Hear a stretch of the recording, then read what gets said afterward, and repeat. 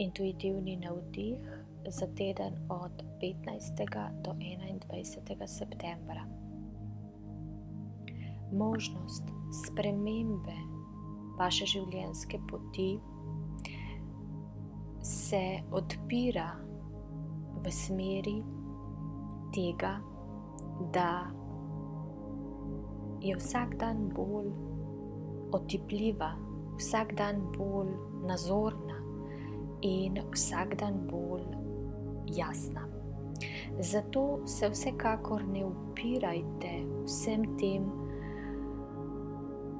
pobudam, da mogoče pa je res pomembno oziroma da mogoče življenje resnično želi, da preusmerite svojo energijo in se vrnete na pravo tisto vašo dušno pot.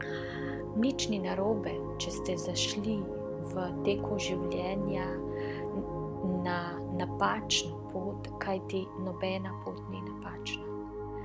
Na koncu, ko pogledamo nazaj, so bile vse prave. In tudi ovinek, ki se vleče oziroma ga vozimo že kar nekaj časa, je pravi. Zato je pomembno samo to, da začnemo ozaveščati, da mogoče pa v določeno stvar dajemo preveč energije. Se obremenjujemo z nekimi ljudmi mogoče malo preveč in nekako se obotavljamo narediti določeno stvar, ker pač nam določene stvari preprečujejo to. In to so ti ovinki in to so te nekakšne drugačne poti kot tista glavna dušna pot. Zato ni pomembno, ali smo se stopili z te glavne dušne poti in šli po bližnjici oziroma naredili velik ovinek, kajti mogoče je bil ta ovinek potrebno, da smo si pridobili čas, da smo ozavestili neke zadeve, ki smo jih morali poplačati oziroma dodelati, oddelati iz preteklega življenja.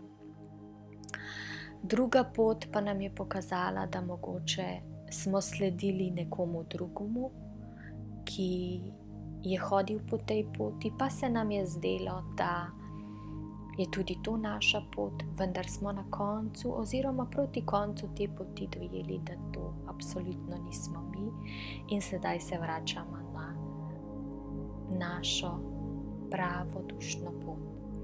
Zato ne obžalujte korakov, ki se vam zdijo napačni.